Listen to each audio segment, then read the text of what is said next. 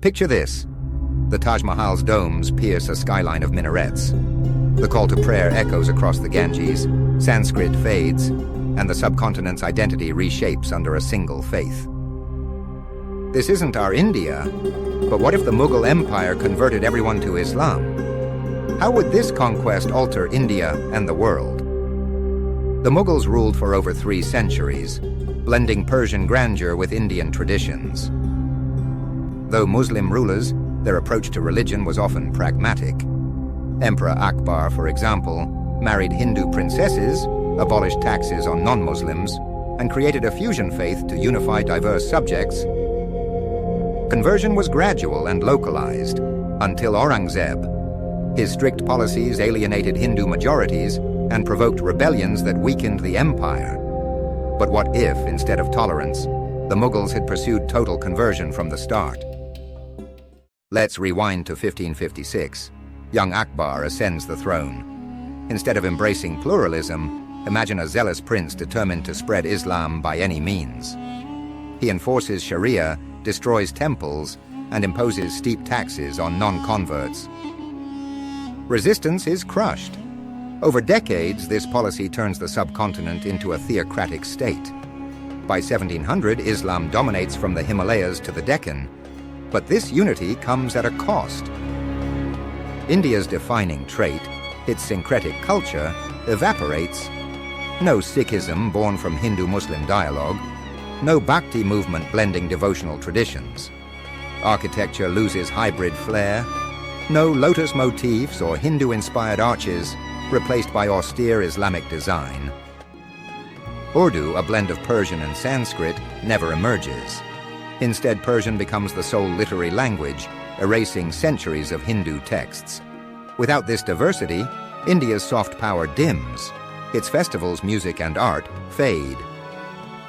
A unified Islamic India doesn't go unchallenged.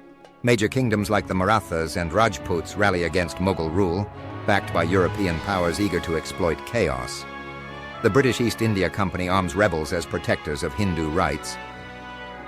Instead of fragmenting only after Aurangzeb, the empire collapses faster, splintering into warring states. By 1750, the British seize control but now stoke Hindu-Muslim animosity to justify divide and rule. Colonization accelerates with a bitter twist. The seeds of partition are sown 2 centuries early. A Muslim-majority India reshapes the Islamic world. The Ottoman Empire gains an ally, potentially delaying its decline.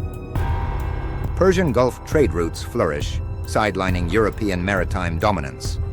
Mass conversions inspire Islamic revivalism elsewhere, Southeast Asia, Africa, even Europe.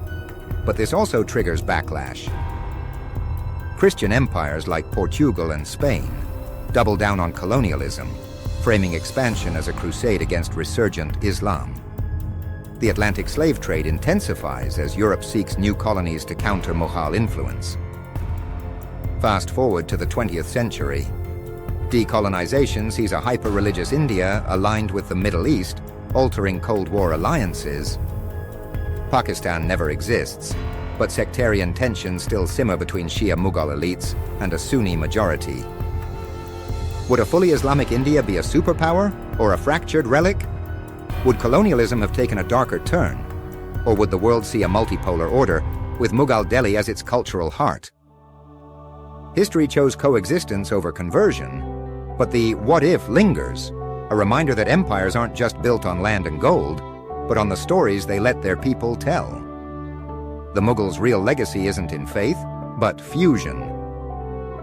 And in our world, where a single decision can echo across millennia, fusion might just be the most radical act of all. So, the next time you see a Bollywood film, a Hindu wedding procession, or a Sikh turban, remember they're proof that history is a conversation, not a monologue. And sometimes the most pivotal moments are the ones that didn't happen.